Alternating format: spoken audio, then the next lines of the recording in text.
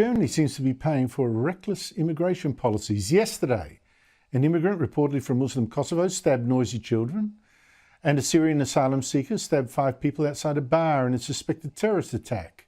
We'll go through other recent attacks. Last August, a Syrian killed 3 people, injured 8 in Solingen. In January, a man from Afghanistan stabbed a man and a 2-year-old to death. Also in February, a mother and a 2-year-old daughter killed when an Afghan asylum seeker rammed his car into a crowd in Munich, and a Syrian teenager allegedly killed a tourist outside Berlin's Holocaust Memorial.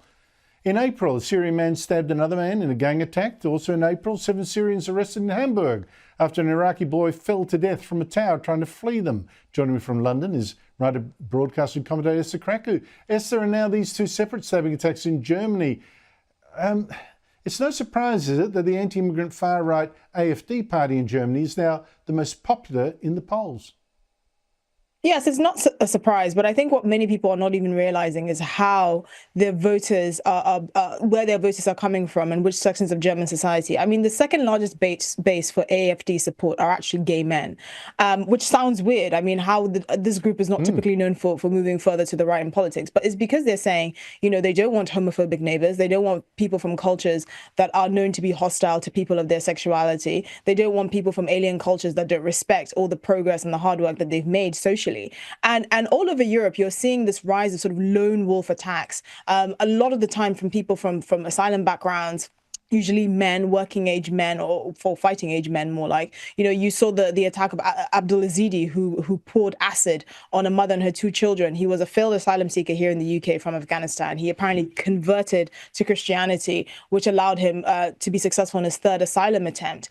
He couldn't even sit in a church by himself, but he was allowed to remain in the UK to carry out these attacks. In Germany, for example, the only reason why the German government has become harder on asylum seekers is because in 2023, you had a record 330,000 asylum seekers enter German society. In 2015, after Angela Merkel opened the floodgates to over 1 million Syrian refugees, most of whom today are still unemployed, you know, German society rose up. So it's not surprised that you're going to see people from these backgrounds, many of them unvetted, carrying out these lone wolf attacks, which has become the hallmark of many countries in Europe, including Germany, Sweden, France, the UK. It's not going to stop until, you know, radical action is taken.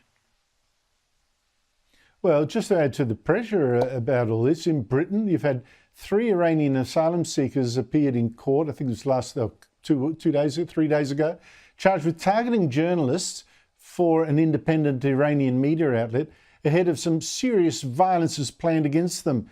What's behind all that? Well, the real controversy is apparently one of those Iranian terror suspects actually came across on the small boats from the channel.